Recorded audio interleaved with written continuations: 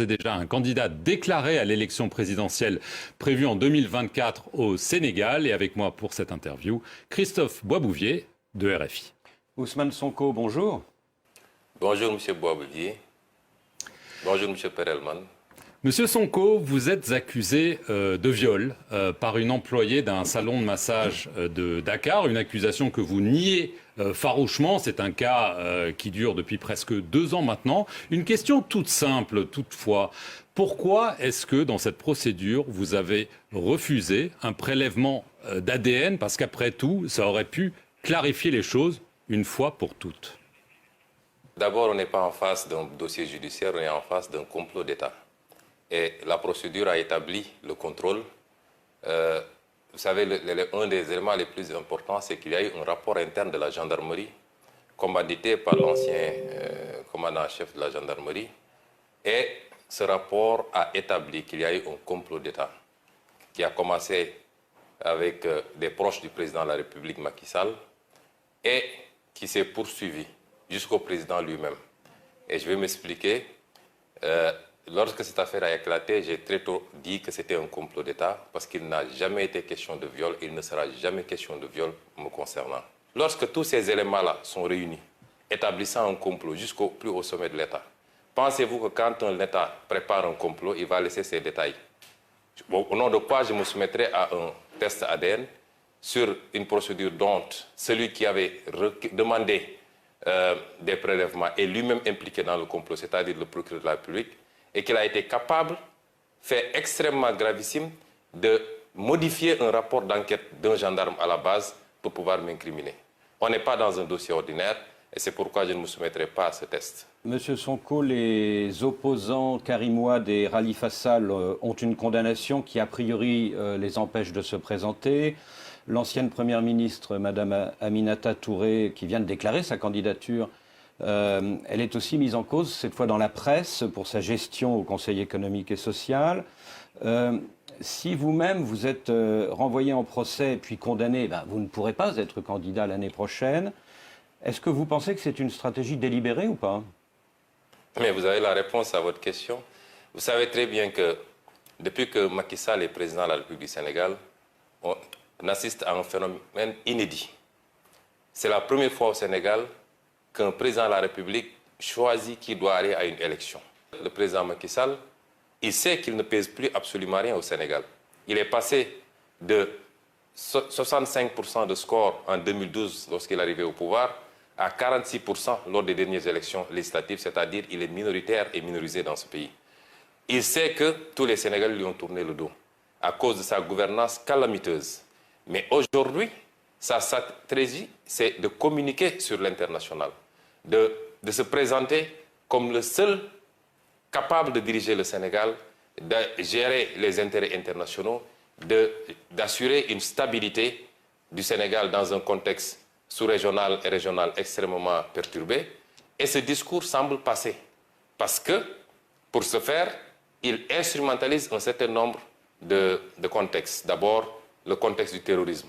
Aujourd'hui, Macky Sall présente son opposition au sein de l'Union européenne, au sein de l'Occident, de la communauté internationale, comme une opposition irresponsable, terroriste, une opposition qui veut déstabiliser le pays, une opposition qui serait contre les intérêts des Occidentaux. Le tableau que vous avez dressé est vrai, vous pouvez élargir la liste. Aujourd'hui, Barthélémy Diaz, maire de Dakar, est sous le coup d'une condamnation. Il est à la dernière phase, la cassation. Si la condamnation est définitive, non seulement il ne peut pas candidater, mais ses mandats de maire de Dakar et de député de l'Assemblée nationale sont compromis.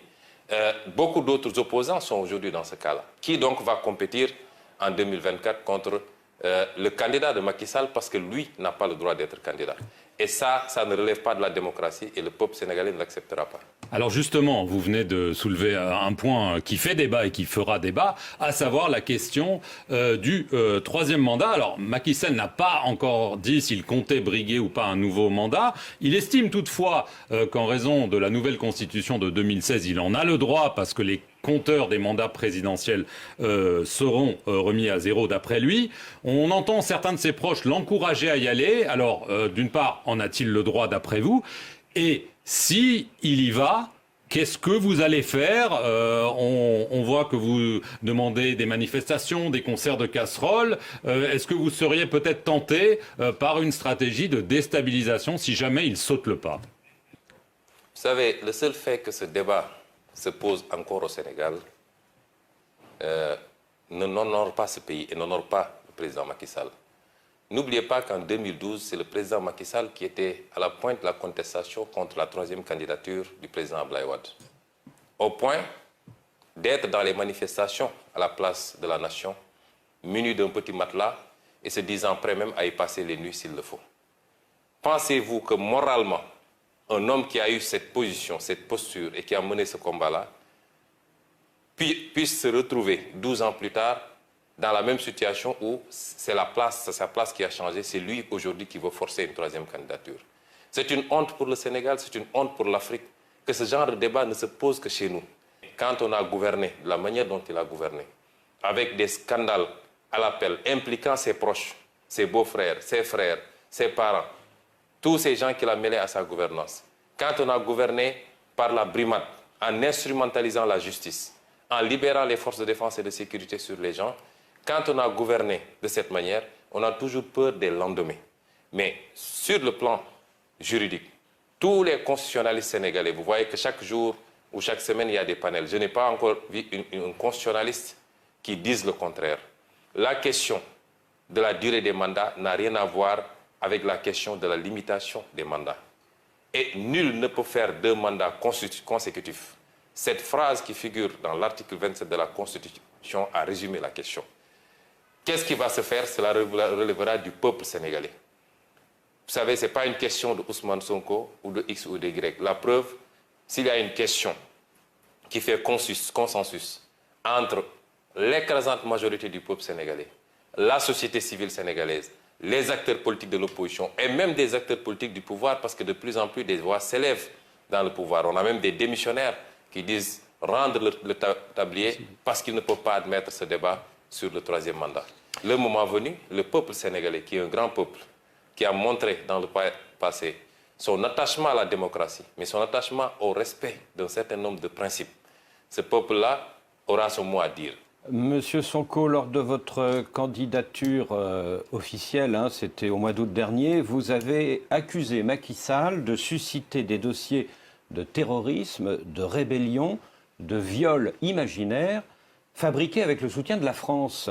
La France aurait donc participé à un complot contre vous? C'est grave ça comme accusation.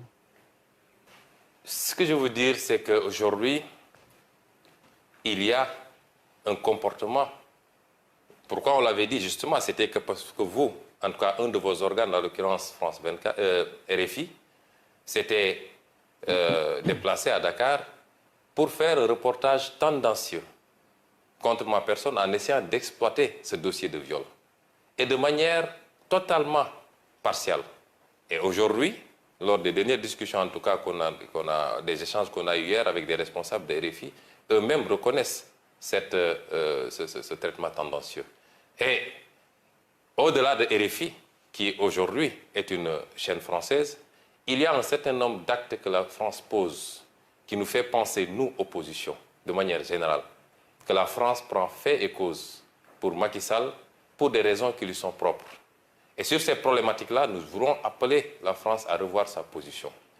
On a été dépeints comme étant des anti-français notoires. Nous n'avons rien contre la France, ni contre aucun autre pays. Nous avons un discours qui peut gêner parce que c'est un discours qui appelle à une rupture dans les relations. Il y a des traditions séculaires entre le Sénégal et la France. Mais il y a que ces traditions sont assises également sur des relations qui ne sont pas totalement roses pour le Sénégal. Nous sommes au XXIe siècle. Le monde est en train de changer, je l'ai dit tantôt. La carte géopolitique du monde doit appeler chacun à revoir son attitude. Il ne s'agit plus de placer un président, de lui apporter un total soutien, tant qu'il accepte la coopération telle que vous la voulez ou telle que vous l'entendez. Nos pays aspirent à autre chose et nous voulons continuer des partenariats, mais dans le sens d'un partenariat gagnant-gagnant. Et ça appelle à une révision d'un certain nombre d'axes, au niveau économique surtout, mais également sur beaucoup d'autres plans. Sur le plan international, c'est qu'il y a un fait inédit depuis quelque temps, nous nous rendons compte que la communauté internationale établie au Sénégal semble avoir même peur d'entrer en contact avec l'opposition. Et à chaque fois que c'est programmé, que ce soit l'Union européenne ou tous les autres, toutes les autres instances de la communauté internationale, c'est déprogrammé à la dernière minute. Et on nous dit que ce serait un veto du président Macky Sall.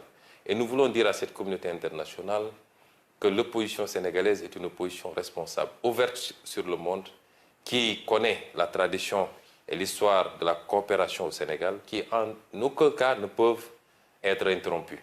Mais que nous voulons des discussions beaucoup plus sereines, beaucoup plus ouvertes et orientées vers des partenariats constructifs et bénéfiques, c'est-à-dire des partenariats gagnant-gagnant, dans la gestion de nos ressources naturelles, dans la passation des marchés publics, dans la gestion d'un certain nombre d'éléments extrêmement sensibles que nous avons en commun et en partage, et qui, mal gérés, rejaillissent sur les phénomènes que nous connaissons, notamment cette immigration qui pose problème à l'Europe.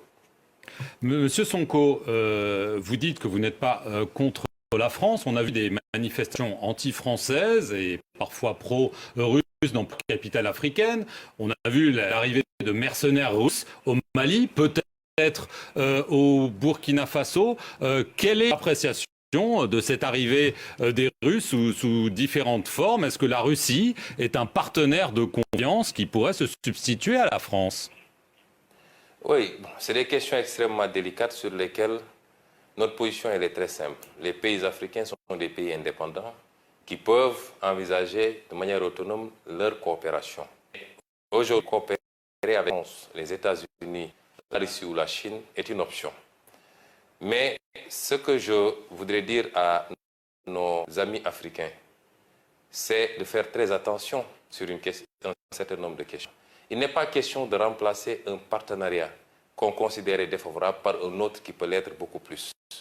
Et par un autre ne milite pas en faveur du combat pour la souveraineté des pays africains. Nous devons être très prudents, l'ouverture certes, mais à l'endroit de la Russie également. Ce qui est attendu, ce n'est pas un partenariat de guerre. On n'attend pas que la guerre s'installe pour débarquer, mais nous voulons des partenariats beaucoup plus constructifs, beaucoup plus larges, et englobe toutes les questions de développement qui nous interpellent, en respectant la liberté de chaque pays maintenant à pouvoir choisir librement ses partenaires. Et aujourd'hui, ce qu'on voit souvent dans certains pays africains avec beaucoup d'euphorie, me semble ne pas aller dans ce sens-là, c'est-à-dire on n'est même pas dans cette situation d'assumer une conquête légitime de souveraineté, mais on est dans le remplacement. Et est-ce que ce qu'on remplace est-ce que ce par quoi on remplace vaut mieux que ce qu'on remplace? Je n'en suis pas totalement sûr. Et nous devrions traiter ces questions avec beaucoup plus de sérénité, beaucoup plus d'analyse prospective, et non pas de manière émotionnelle comme on a l'habitude de faire ici en Afrique. Merci, Monsieur Ousmane Sonko, de nous avoir accordé cet entretien. Et merci à vous de nous suivre sur nos deux chaînes.